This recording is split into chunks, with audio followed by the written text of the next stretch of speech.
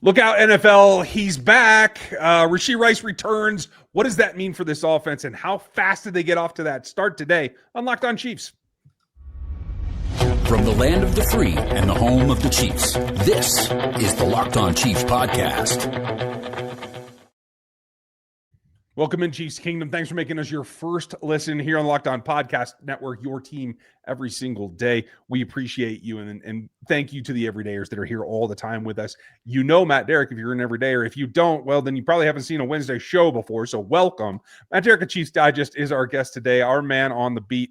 You can find him at ChiefsDigest.com. Chiefs Digest here on the YouTube platform, as well as 41 is the mic with Channel 41. We appreciate it. This is Chris Clark over on the far corner at KC Chiefs Corner. I'm Ryan Tracy at NFL33.com and RGR Football, as well as Rogue Analytics. You can find us all there. We have a ton to talk about because this was a game that turned a corner, and we do have more performances than probably we were able to cover in our live post game. If you missed that, you can go back and check that out. It was an adventure, as it always is, and we try to give you good live episodes as well. We will get to outstanding updates here to start the show, but then we have to get to Rashee Rice and what his impact of him being not just in the building, but on the practice field tomorrow does mean for this team as they get ready for Raiders weekend. It is officially Raiders week as we get to that towards the end of the show. Matt, I want to start it off just flat. We were all a little punchy given the time of the game the other night in the live post game.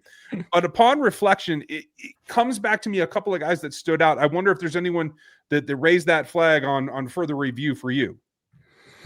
Yeah, I mean, I think we touched on a lot of the guys that I thought individually really stood out. I mean, there were a lot of them, and I may not remember everybody that we did mention. So, I think we mentioned Juju as being kind of one of those guys that down the line that had some really impressive performance. And again, I think we talked about this, that does the dirty work, does things that don't show up in the box score. So, hey, 3 catches, 57 yards was nice, but, it's the other things that he does. And I know Brian Branch noticed some of the things that Juju does. We didn't talk a lot about Worthy because he didn't do much. But again, the 2 catches, 20 yards, one of them was a touchdown. So he was part of it. I'm still waiting. I'm still being tantalized by Rashard Smith. 3 catches, 21 yards, not that many snaps. But every time he gets his hands on the ball, it just seems like he's just 1 inch away from breaking a big play. And I so badly want to see him get touches out of the backfield. But at this point, the Chiefs are just teasing us with Rashard Smith. Defensively, I thought it was really interesting and looking at the snap counts, especially the Chiefs didn't go real deep into some portions of the secondary. I mean, Jaden Hicks didn't play a ton of snaps. Jamari Connor played more than, Chris Wallace played more snaps at safety than Jaden Hicks did. But that's part of the rotation. I mean, the Chiefs have in their secondary, both at corner and in safety, they've got specific players and specific roles. So there's going to be weeks that you see more Noel Williams. You're going to see weeks where you see less. But you know what? You did see more Trent McDuffie in the slot than you saw Jamari Connor. And I still think that more that Jamari Connor is probably covering tight ends is better than him covering receivers in the slot. Your mileage may vary, but I thought when the Chiefs kind of made that adjustment, against the Lions, I thought it worked out pretty well. Quick question. When this game started, or right before the game started, they put out their inactives, and Christian Fulton was inactive. Did that surprise you? And is that, you think, them giving him an extra week to get ready? It didn't really surprise me. I mean, I guess you would have to classify it as a healthy scratch because he was a full go in practice all week long. When I asked Andy Reid about, whether Fulton was ready to go on Friday, he was still a we'll see. So I don't know if you could say it's a full healthy scratch, but certainly were they just being precautionary with holding him back? Yes. But is there a spot for him? I mean, I don't know where it is right now because, honestly, Chiefs are pretty happy with their rotation right now. And if Fulton's going to be the next guy up, he's going to have to play special teams. And I don't know with his injury history if that's something that the Chiefs want to do with him. I think that's a fair concern. And I'm a little bit intrigued by, after the performance of Jalen Watson, a little bit of a bounce back, Noel Williams putting in good snaps. Like, where does that fall? Do you have to then shift guys around specifically for the special teams, which Williams has been playing pretty dang well as well. It's an observation that I had the other night that Noel's doing what he needs to do in whatever role he's given, and I think that is a little bit more flexible. But the guy that stood out to me on rewatch was somebody we didn't mention at all. And honestly, because it's been a little bit down for Trey Smith so far this season, but yet against a team that they really needed to settle down, and you knew that the edges were going to be attacked, I thought that he was a little bit more of that rock. He ended up grading out as well, and he and Creed look like that turn to week 6 is also that turn to their normal form. How did you feel about that performance? Yeah, and this is something I think that we've seen with the offensive line as the trend over the last 6 weeks, is that it's been improvement week by week as a collective. I thought that was the real issue early in the season, is that this offensive line was not performing up to its value. I mean, it wasn't just performing up to the value of its parts. They were, let's face it, you got 2 really good guys on this offensive line. You've been having better tackle play. Kingsley's been okay, but I think when you consider the value that Creed Humphrey and Trey Smith have for you, I just didn't feel like the offensive line was playing up to the total sum of its parts. You're seeing that now, where I think now you're actually would be saying that, you know what, this offensive line may be performing better as a unit than I think you certainly thought that it would. And that's something that the Chiefs weren't sure how long that would take, especially on the left side of the offensive line, before that side really started playing as a unit and not just a couple of collective individuals. It starts to feel like, and it's a football cliche, and I hate football cliches, but I'm going to say it anyway. These guys are starting to play less like 5 fingers and more like a fist. And I think that was particularly impressive on Sunday, when the fact that you had to swap out Jalen Moore for Josh Simmons. And that's probably a tribute to Jalen Moore as just a veteran presence and how invested that he has been in this team, in this group.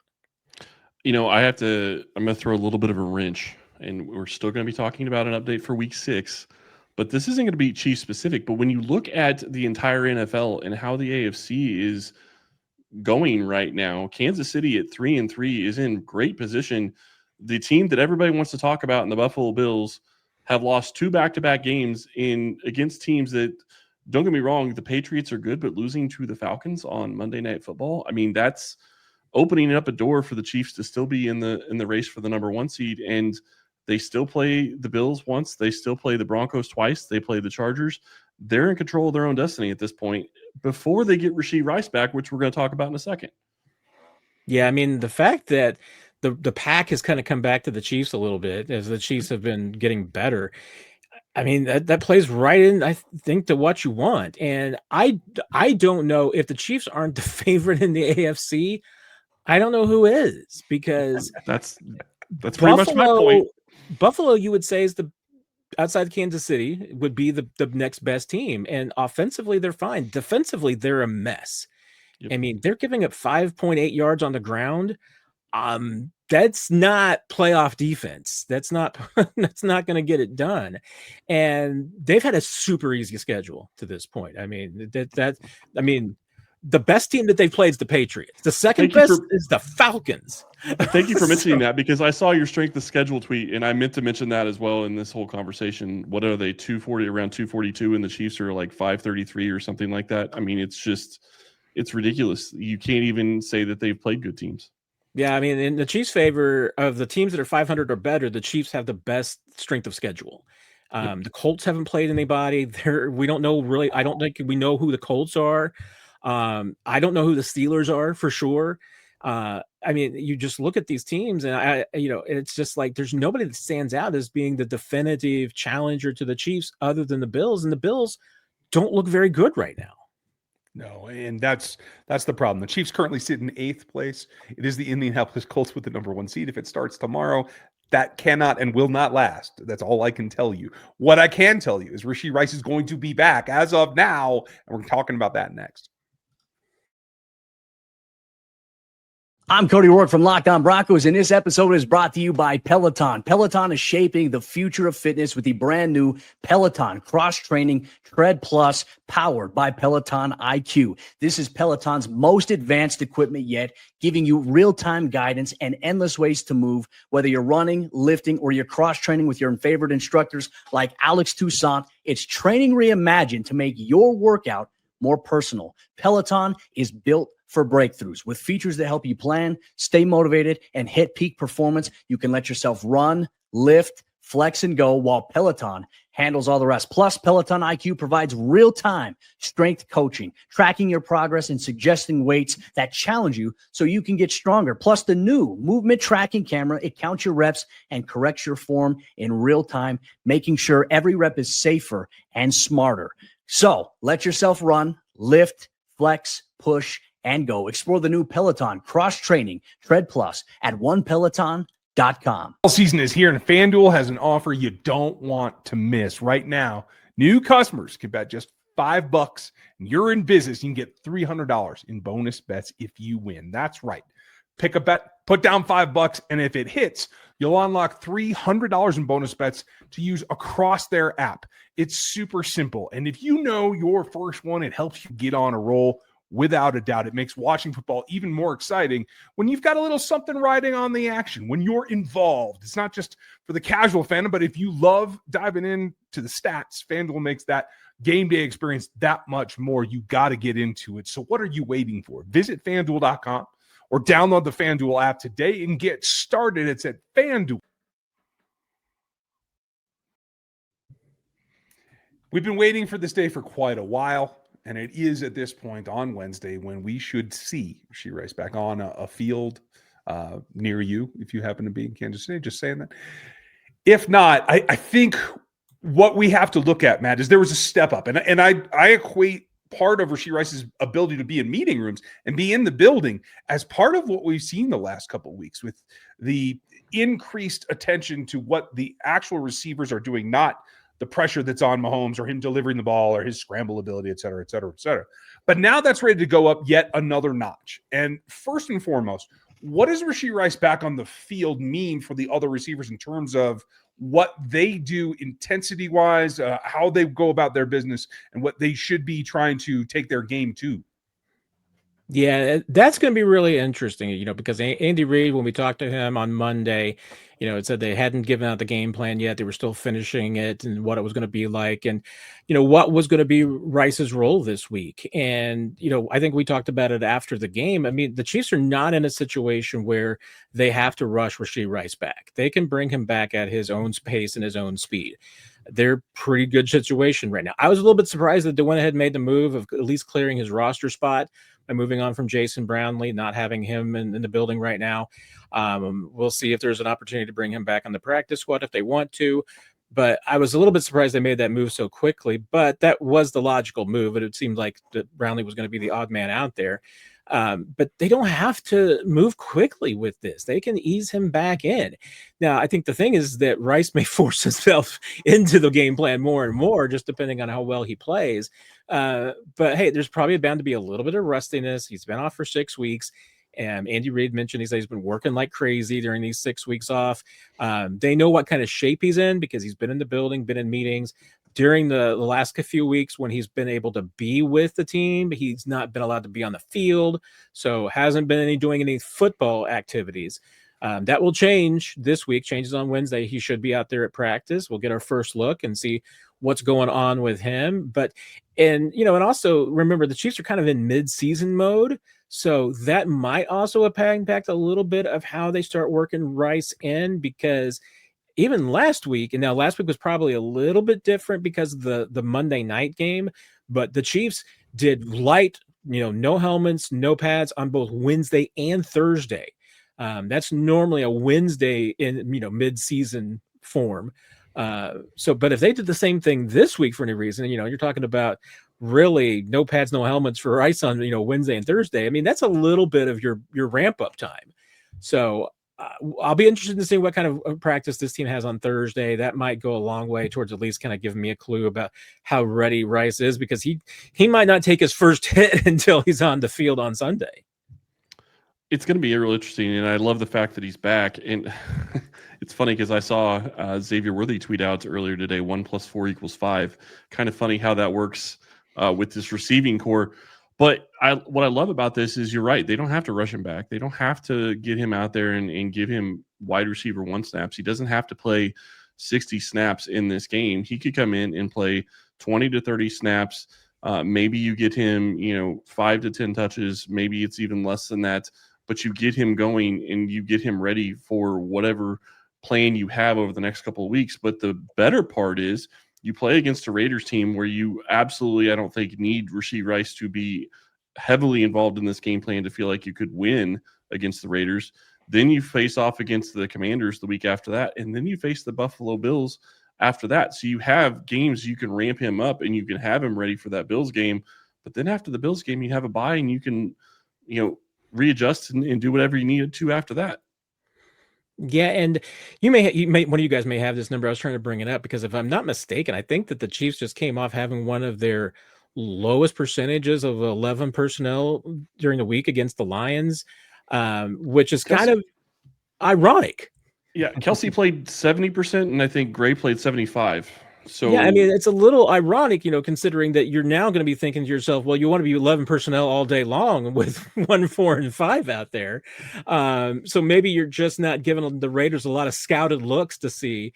Certainly with Rice being back, you're going to be able to do new things. And that's where I think that there's a couple of things that Rice's return impacts me, which is that's one thing for sure.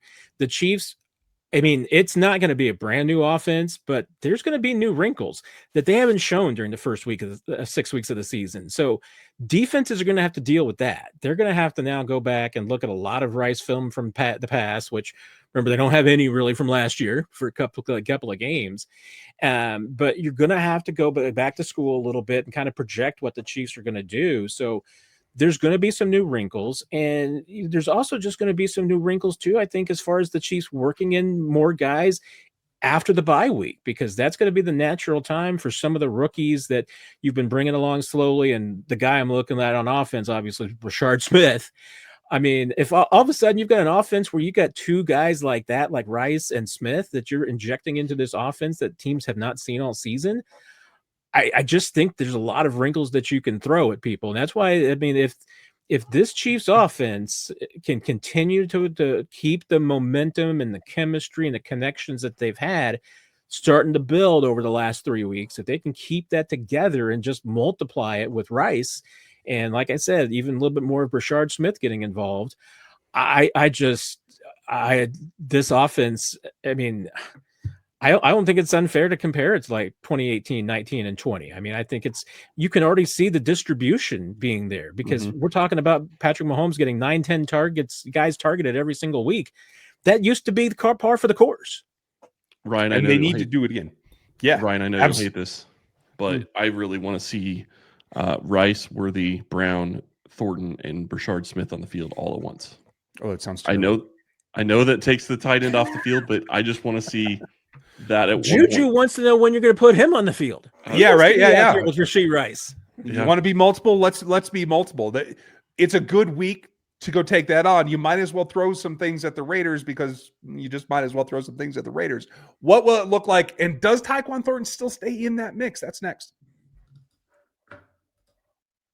The NFL season is back, and honestly, there's nothing better than being in the stadium surrounded by fans cheering for your team. But let's be honest, getting tickets is a hassle. Between queues, login screens, prices jumping at checkout, it's really frustrating, and that's why I use Game Time. The app that gives you the advantage back to fans.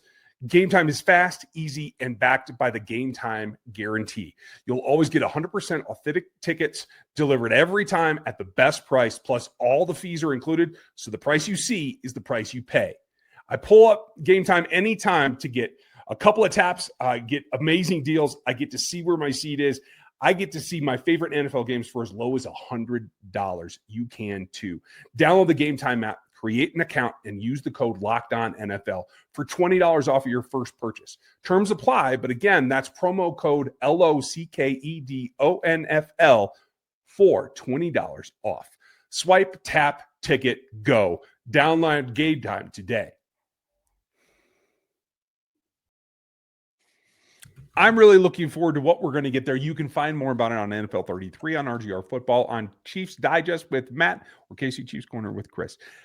One of the things that I don't like about the fact that it's Raiders week is this team is, I think, because of the anticipation of Rashee Rice, I've seen a lot of talking heads around the country just be ready to write off Tyquan Thornton because he didn't get targeted last week.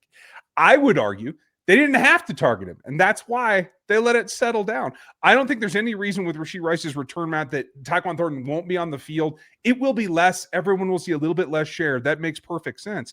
But I still think he is a weapon that has to be in this offense going forward. How do you see it?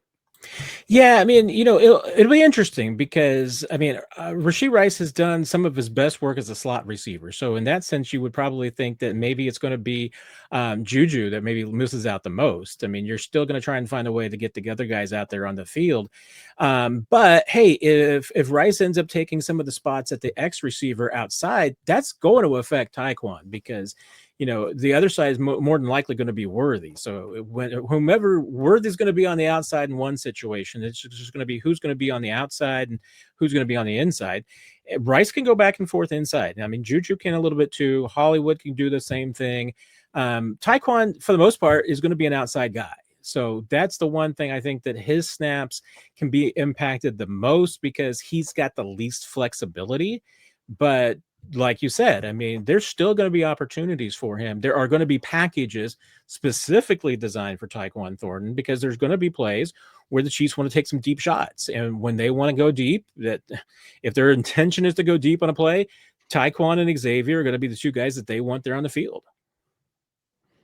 It's interesting. You get into this situation, and I wonder how much the Josh Simmons missing that game really kind of affected the Chiefs' game plan to throw the ball deep, to try to attack in a deeper sense, which would affect Tyquan Thornton more than it would probably a Hollywood Brown or even Xavier Worthy, because they have a lot of different things they can do with Xavier Worthy. So I wonder how much that goes into this. Have you heard anything about Josh Simmons? Is he going to be back this week, or are we still kind of up in the air and wondering at this point? Yeah, it's going to be a wait and see to hear what Andy Reid has to say on Wednesday. He had very little to say on Monday when asked about it in his press conference, and there really haven't been any updates. But I think we will hear something more in the next couple of days, so we'll definitely see what Andy Reid has to say on Wednesday, though. I think when we find that out, it gives us a better picture. But we've been neglecting for most of this podcast so far the other side of the ball, and what we saw as a team there starting to take the next step forward. Definitely not what we expected at the safety position. The corner position obviously coming along as well. With McDuffie being inside, I don't see anything that the Raiders present that means that they have to have one role specifically for Trey McDuffie. I feel like this can be more of a multiple game, Matt. Is there one thing that you want to see Trey McDuffie have to take away? I mean, I'm obviously, once again, I mean, the Raiders have not been terribly scary offensively, and their biggest weapon in the passing game is Brock Bowers, who's been banged up. So, hey, is Jacoby Myers, Trey Tucker? I mean, those are the two targets. Obviously, you're talking about, wanting to take away. I don't know that you necessarily have to match Trent McDuffie up on either one of those guys. I think you can defend them across the board straight up. At least with the Chiefs personnel. So I don't think that there's any one of them that necessarily, like I said, that you're just saying to yourself, you got to get McDuffie on this guy. Bowers is the guy that you'd be concerned about. And I imagine we're going to play a game of hide and seek this week about Brock Bowers, but whether he's going to play or not. I mean, the Chiefs did that with Xavier Worthy. So I'm sure the Raiders will try to force the Chiefs to work on Brock Bowers and make you think he's playing till as late as they possibly can. But that's the gamesmanship of the NFL. Well, it looks like, from what I can see, that Bowers is probably not going to play. The Raiders have a bye week afterwards, so I would be kind of surprised if he's out there. But it's a great question, is whether or not he's going to play. But then you look at this Raiders team just in general, and they're not playing at a high rate at all.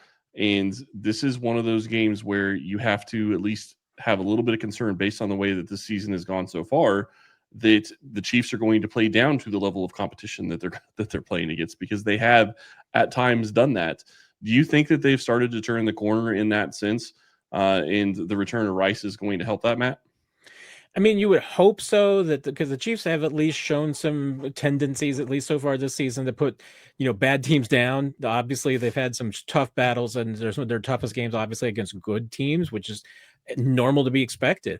Lions is a game that, for the first time, they were able to put away a good team, so at least they're trending in the right direction.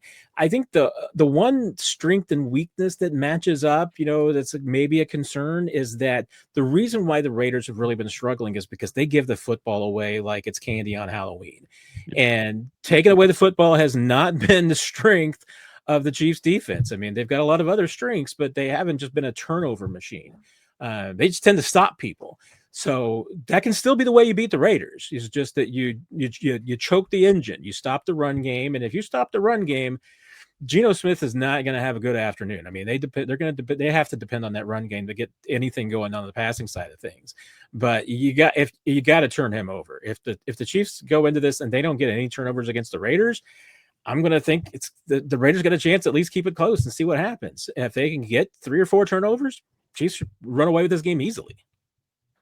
Sky's the limit, and you got to attack the AFC West as best you can. Now, I went back, Matt, because I wanted to pull that number, and I do expect the Chiefs to go look a little bit normal, obviously with Rice back in more 11 personnel percentage, but I did pull it for you. The lowest percentage that I've ever seen, nearly just a smidge over a third of the plays, 33.9%, the lowest percentage I've ever seen of them in 11. It was just 21 snaps. It was 25 of 12 personnel with the double tights, and there were 4 snaps of the 13 personnel. So that is a significant outlier of what they normally do.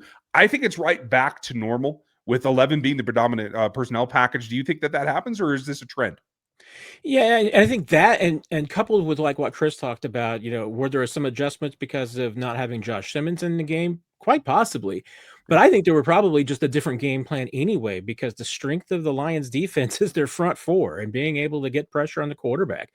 So I think that the Chiefs probably had a game plan designed to try and slow that down. Obviously, we saw more screens, we saw more jet sweeps. We saw a lot of those plays that were intentionally designed to try and slow down Aiden Hutchinson and that entire pass rush. But I think you also saw a shorter game plan as far as just trying to get the ball to guys out in space and get the ball away quickly and not take as many shots deep downfield so you weren't exposing Mahomes to that pass rush. I mean, the Lions had a very similar game plan. We talked about that after the game on Sunday. It was just like, I don't know why the Lions didn't take any deep shots downfield, because Chiefs pass rush hasn't been very good. but the Chiefs didn't either, but I think that was for the exact opposite reason, because the Lions have a really good front 4. Now, you're worried about Max Crosby. There's no doubt about that, although he's been dinged up too. I imagine he'll play, but he's been dinged up as well. But the Raiders pass rush, not the same as the Lions.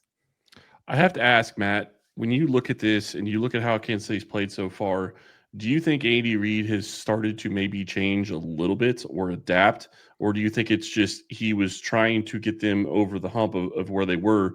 And what I'm asking about is the aggressiveness going forward as many times as they have on 4th down, even in bad situations where they're not on their, on the other side of the 50, giving this offense a chance to make plays and to get this team going. Yeah, it's crazy that, the Chiefs have gone for it on 4th down just as much as their opponents have. Chiefs are 11 of 13 on 4th down.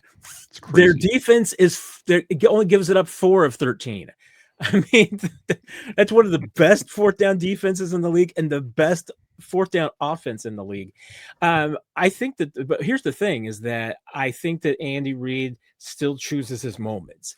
There's a lot of guys, and I think that, hey, against the Lions, I wonder, and, I wish we'd brought it up a little bit more, during the week and on Monday as well, as following up with Andy Reid about, was that intentional to just, be more aggressive against the Lions and Dan Campbell, to kind of maybe take their aggression away from them or use it against them? Because I don't think the Lions are used to teams doing that to them. So the Chiefs kind of pushed back a little bit against the 4th down bullies. And maybe that was their intention, to say, hey, wait a minute, we can do the same thing too. So don't think you can get away with being as hyper aggressive as usual, because we'll do the exact same thing back at you.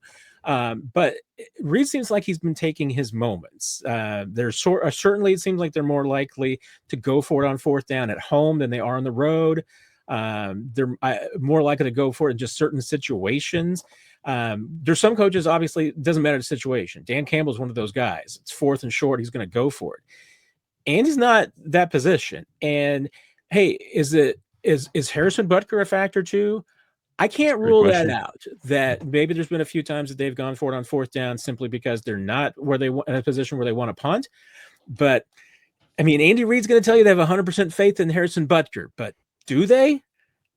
I mean, there might be a couple of those 4th downs that they went for just because they were not 100% sure.